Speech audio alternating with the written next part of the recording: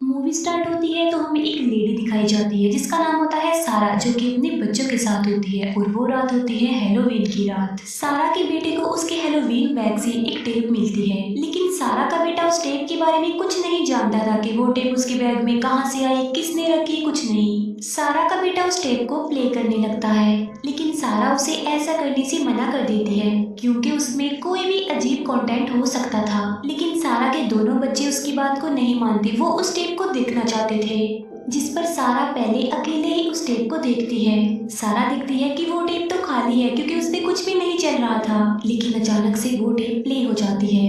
वहाँ पर हमें दिखाया जाता है एक क्लाउन जिसका नाम होता है आर्ट। तभी उस टेप को देखने के लिए सारा के बच्चे भी वहाँ पर आ जाते हैं और वो तीनों मिलकर उस टेप को देखने लगते हैं। टेप में वो लोग देखते हैं कि वो रात भी हैलोवीन की रात होती है, जहाँ पर एक लड़की दिखाई जाती है जिसका नाम होता है केसी, जो कि ट्रेन के आने का वेट कर रही थी। तभी उसके सामने एक क्लाउन आकर बैठ जाता है, जो केसी की तरफ देखकर लगातार क्रीपी सी स्माइल पास कर रहा था। जब केसी उस पर ज्यादा ध्यान नहीं देती, तब वो अपने ट्रैश बैग से एक हॉर्न निकालकर बजाने लगता है। ये देखकर केसी उस पर गुस्सा करती है और वो उसे चुपचाप बैठने का बोलती है, जिस पर वो आर्ट क्लाउन वहाँ से उठकर केसी के पास आकर बैठ जाता है। वो अपने ट्रैश बैग से एक आर्टिफिशियल फ्लावर निकालता है और उसे केसी को देता है। केसी सोचती है कि शायद वो सॉरी करना चाह रहा है, इसीलिए केसी वो फ्लावर ले लेती है। तभी आर्ट हंसने लगता है। केसी देखती है कि उस फ्लावर में बहुत ज्यादा बग्स और कॉकरोचेस हैं। केसी उस फ्लावर को फेंक कर वहाँ से जाने लगती है, लेकिन आर्ट उसे पकड़ लेता है और बेहोश कर देने वाला इंजेक्शन लगा देता है, जिसकी वजह से केसी वहीं पर ही बेहोश हो जाती है।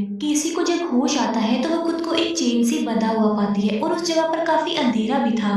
केसी के अलावा वहाँ पर दो और लड़कियां भी होती हैं और उन्हें भी केसी की तरह ही वहाँ पर लाया गया था। उनमें से एक लड़की बताती है कि हम 3 फ्रेंड्स थी, लेकिन एक लड़की को कोई चेन से खींचकर ले गया और थोड़ी देर बाद उस लड़की की सिर्फ चिल्लाने की आवाजें ही सुनाई दी गई। केसी कहती है कि फिर तो हमारे लिए भी यहाँ पर खतरा है और हमें यहाँ से निकलना होगा, वरना हम मारे जाएंगे। और तभी कोई एक और लड़की को भी खींच लेता है और वो दोनों लड़कियां देखते ही रह जाती हैं कि ये क्या हो गया। केसी दूसरी लड़की को कहती है कि हमें इस लड़की के पीछे जाना चाहिए जिसे अभी कोई खींच कर ले गया है। वो दोनों हिम्मत करके आगे बढ़ जाती हैं। उनकी चेन्स एक पाइप से बांधी गई थी और केसी उसे तोड़ने की कोशिश करती है, जिसकी वजह से वहाँ पर शोर पैदा होने लगता है। उस आवाज को सुनकर वहाँ पर एक क्रीपी सा आदमी आ जाता है, जो कि कोई नॉर्मल इंसान नहीं था बल्कि डिफॉर्म था, और वो दूसरी लड़की को पकड़कर उसका हाथ ही काट देता है। फिर वो डिफॉर्म आदमी उस लड़की को जान से ही मार डालता है। उस लड़की को मार डालने के बाद अब वो केसी पर अटैक करता है, लेकिन उसकी क्लीवर नाइफ से केसी की चेन टूट जाती है,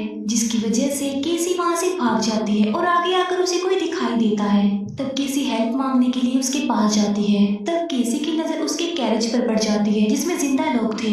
जब केसी उसकी तरफ देखती है तो उसका फेस भी चेंज हो चुका था और वो केसी को पकड़ लेता है और उसे बांध देता है। और तब बहुत तरह के अजीब किस्म के डीमन उसे घेर लेते हैं। वहाँ पर अलग अलग तरह के डीमंस, विचेस और एलियंस थे। उन्होंने एक प्रेग्नेंट लेडी को भी वहाँ पर बांधा हुआ था। वो डीमंस उस लेडी का पेट काट देते हैं और बच्चा निकाल लेते हैं और निकलने वाले खून को वो जमा कर लेते हैं और जाकर किसी को दे देते हैं। जिसको वो खून देते हैं वो उस खून को पी लेता है और अब वो बढ़ता है केसी की तरफ, और वो होता है हेल का सबसे बड़ा डीमन जिसका नाम था सैटर्न डीमन। वहाँ पर जितने भी डीमंस थे वो सारे हेल डीमन थे और वो सैटर्न के गुलाम थे। केसी काफी चिल्लाती है और टेप में वो मूवी यहीं पर खत्म हो जाती है। सारा के बेटे को तो वो मूवी काफी पसंद आई थी, लेकिन सारा और उसकी बेटी ये मूवी देखकर काफी डर जाती है। सारा उस टेप को बंद कर देती है और दोनों बच्चों को कहती है कि वो जाकर सो जाएं।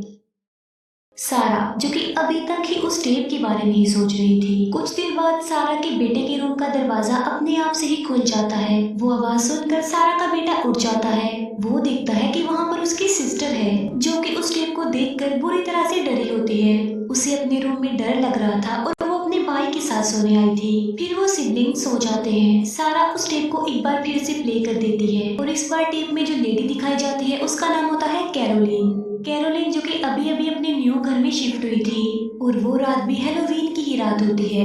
कैरोलिन का हस्बैंड वहाँ पर नहीं था और कैरोलिन घर पर अकेली थी। उस वक्त कैरोलिन कॉल पर अपनी फ्रेंड से बात कर रही होती है। कैरोलिन अपनी फ्रेंड को बताती है कि मेरे हस्बैंड ने काफी अजीब सी पेंटिंग बनाई है। वो कहती है कि मेरे हस्बैंड का कहना है कि मुझे भी नहीं पता कि मैंने इस पेंटिंग को कब बना दिया। कुछ देर बाद कैरोलिन के घर के बाहर एक लाइट आकर गिरती है, जिसकी वजह से कैरोलिन के घर की लाइट ऑफ हो जाती है। कैरोलिन अपने हस्बैंड को कॉल करने की कोशिश करती है, लेकिन उसका फोन भी काम नहीं कर रहा था। कैरोलिन जल्दी से घर से बाहर आ जाती है और कार में आकर बैठ जाती है। वो कार स्टार्ट करने की कोशिश करती है, लेकिन कार भी स्टार्ट नहीं हो रही थी। सडन उसे पीछे से लाइट आती हुई दिखाई देती है। तब वो जल्दी से घर के अंदर चली जाती है और दरवाजे को बंद कर लेती है। तभी कैरोलिन को उसके हस्बैंड की कॉल आती है। अभी वो अपने हस्बैंड को सब कुछ बता ही रही होती है कि तभी कॉल कट जाती है। फिर कैरोलिन देखती है कि उसके घर में एक एलियन घुस गया है। उसे देखकर कैरोलिन चिल्लाने लगती है और वो एलियन कैरोलिन की आवाज सुन लेता है और उसे देख लेता है। कैरोलिन जल्दी से ऊपर की तरफ भागने लगती है, लेकिन वो एलियन उसे ऊपर जाने से पहले ही पकड़ लेता है। लेकिन किसी तरह कैरोलिन खुद को छुड़ा लेती है और बाथरूम में जाकर खुद को बंद कर लेती है, ये पता करने के लिए कि कैरोलिन कहाँ पर छुपी है। तब वो एलियन एक अजीब से साउंड चला देता है, जिसका असर कैरोलिन के दिमाग पर होने लगता है और वो चिल्लाने लगती है और एलियन उसे ढूंढकर पकड़ लेता है। वो एलियन कैरोलिन के अंदर कुछ डालने की कोशिश कर रहा था, जिससे वो एलियन सांस ले पा रहा था। कैरोलिन उसका एक पाइप ही निकाल देती है और फिर कैरोलिन वहाँ से भाग जाती है। वो एलियन दोबारा से अपना पाइप लगा लेता है और एक बार फिर से वो कैरोलिन को फॉलो करने लगता है। कैरोलिन जो कि सीढ़ियों के नीचे छुपकर बैठी हुई थी, तभी कैरोलिन के हस्बैंड की कॉल आ जाती है और वो एलियन उसकी आवाज सुन लेता है। वो एलियन कैरोलिन को पकड़ लेता है और उसे घसीटकर वहाँ से ले जाने लगता है। कैरोलिन उस पेंटिंग को पकड़ लेती है जो कि उसके हस्बैंड ने बनाई थी और उस पर से कपड़ा हट जाता है और वो पेंटिंग किसी और की नहीं बल्कि आर्ट की ही थी। उस पेंटिंग को देखकर सारा भी डर जाती है, क्योंकि उसे ऐसा लग रहा था कि वो क्लाउन उसे ही देख रहा है। सारा उस टेप को बंद कर देती है, लेकिन उसे घर में कोई दिखाई देता है। सारा सोचती है कि शायद बच्चे उसके साथ शरारत कर रहे होंगे। तब सारा उन बच्चों के रूम में चेक करने के लिए जाती है। वो देखती है कि दोनों बच्चे तो सो रहे हैं। वो समझ रही थी कि दोनों बच्चे सोने की एक्टिंग कर रहे हैं। वो बच्चों से पूछती है कि नीचे कौन आया था अभी। बच्चे कहते हैं कि हम में से तो कोई नहीं आया। सारा उनकी बात को झूठ समझकर वहाँ से जाने लगती है। सारा का बेटा उससे पूछता है कि आप बार बार क्यों आकर हम पर नजर रख रही हैं। ये सुनकर सारा काफी हैरान रह जाती है, क्योंकि उन दोनों के सोने के बाद तो सारा फर्स्ट टाइम यहाँ पर आई थी। तब से वो नीचे ही थी, वो टेप देख रही थी। सारा नीचे आकर फिर से उस टेप के बारे में थिंकिंग करने लगती है, इसीलिए वो एक बार फिर से उस टेप को देखती है। इस बार हमें जो लड़की दिखाई जाती है वो एक डिजाइनर होती है जो कि अपने घर जा रही थी। रास्ते में वो डिजाइनर एक पेट्रोल पंप पर रुकती है। पेट्रोल पंप पर कोई भी नहीं होता, इसीलिए वो डिजाइनर खुद चेक करने के लिए अंदर जाती है। वो देखती है कि पेट्रोल पंप का एम्प्लॉय किसी को धक्के लगाकर वहाँ से बाहर निकाल रहा है और जिसे धक्के लगाए जा रहे हैं वो कोई और नहीं बल्कि आर्ट है और वो डिजाइनर आर्ट की नजर में आ चुकी थी। पेट्रोल पंप का एम्प्लॉय कहता है कि मैं यहाँ पर पुलिस को बुला लूंगा। ये सुनकर आर्ट अपना ट्रैश बैग लेकर वहाँ से चला जाता है। फिर वो एम्प्लॉय डिजाइनर की कार में फ्यूल भरने लगता है और उसे अंदर से किसी की आवाज सुनाई देती है। तब वो चेक करने के लिए अंदर जाता है। काफी देर गुजर चुकी थी और वो एम्प्लॉय बाहर नहीं आया था, इसीलिए वो डिजाइनर खुद चेक करने के लिए अंदर जाती है। उस डिजाइनर को अंदर सौ चलने की आवाज सुनाई देती है। जब वो अंदर जाकर दिखती है तो वो काफी शॉक्ड रह जाती है, क्योंकि आर्ट उस एम्प्लॉय का सर सौ से काट रहा था। आर्ट उस डिजाइनर की तरफ देखकर हंसने लगता है। वो डिजाइनर जल्दी से अपनी कार में आकर बैठ जाती है और वहाँ से निकल जाती है। वो सोचती है कि वो अब बच गई है, लेकिन थोड़ी दूरी पर जाने के बाद वो देखती है कि आर्ट लिफ्ट मांग रहा है। उसे देखकर वो कार और तेज चलाने लगती है। वो मोबाइल से हेल्प मंगवाने की कोशिश करती है, लेकिन उसके मोबाइल की बैटरी भी लो हो गई थी। मोबाइल देखने की वजह से उसका ध्यान कार पर से हट जाता है और उसकी कार कंट्रोल से बाहर हो जाती है। लेकिन वो एक बार फिर से कार को अपने कंट्रोल में ले लेती है। वो कार को रोक लेती है और सोचती है कि आर्ट काफी पीछे रह गया है, लेकिन तभी आर्ट कार के डोर के पास आ जाता है और उसे खोलने की कोशिश करता है, लेकिन डोर ओपन नहीं होता क्योंकि वो लॉक्ड था। वो लड़की कार वहाँ से निकाल लेती है। आगे जाकर वो देखती है कि वहाँ पर एक कार रुकी हुई है। उस डिजाइनर को उम्मीद थी कि इस कार से जरूर उसे कोई हेल्प मिलेगी, इसीलिए वो अपनी कार से उतरकर उस कार के पास जाती है। वो देखती है कि उस कार में जो लड़की थी, आर्ट ने तो उसका पहले ही बहुत बुरा हश्र कर दिया है। तब वो जल्दी से आकर अपनी कार में बैठ जाती है और वहाँ से निकल जाती है, लेकिन वो ये नहीं जानती थी कि उसने कार से उतरकर कितनी बड़ी गलती कर दी थी, क्योंकि उस कार में अब आर्ट भी बैठ गया था। वो उस लड़की का दम घोट कर उसे मारने की कोशिश करता है, लेकिन वो बहुत जोर से कार को ब्रेक लगाती है और कार से बाहर निकलकर भाग जाती है। भागते भागते वो एक शेड में आ जाती है और शेड के दरवाजे को बंद कर लेती है मजबूती से। आर्ट भी उसका पीछा करते करते वहाँ पर आ जाता है, लेकिन वो शेड के अंदर नहीं आ पाता, इसीलिए वो लड़की वहीं पर ही बैठ जाती है। काफी देर तक तो वहाँ पर सुकून ही रहता है, लेकिन तभी जमीन से एक हाथ बाहर आता है और वो हाथ किसी और का नहीं बल्कि आर्ट का था, जो कि जमीन से रास्ता बनाकर वहाँ पर आ गया था। आर्ट को देखकर वो लड़की वहाँ से भागने लगती है, लेकिन दरवाजा नहीं खुलता क्योंकि इस बार दरवाजा बाहर से भी बंद हो गया था। आर्ट के पास एक चेन होती है जिस पर उसने तेज धार वाले औजार लगाए हुए थे। वो उस चेन से उस लड़की को मारने लगता है। आर्ट की चेन से एक ब्लेड निकलकर गिर जाती है। वो लड़की उस ब्लेड को उठा लेती है और आर्ट की आंख में स्टैब कर देती है। फिर वो आर्ट की कमर में एक नाइफ घुसा कर वहाँ से भाग जाती है। रोड पर उसे एक गाड़ी मिलती है और वो उसमें बैठ जाती है। वो सोचती है कि अब उसकी आर्ट से जान छूट गई होगी, लेकिन ऐसा नहीं था। तभी एक कार से कोई उन्हें फॉलो कर रहा था और वो था आर्ट।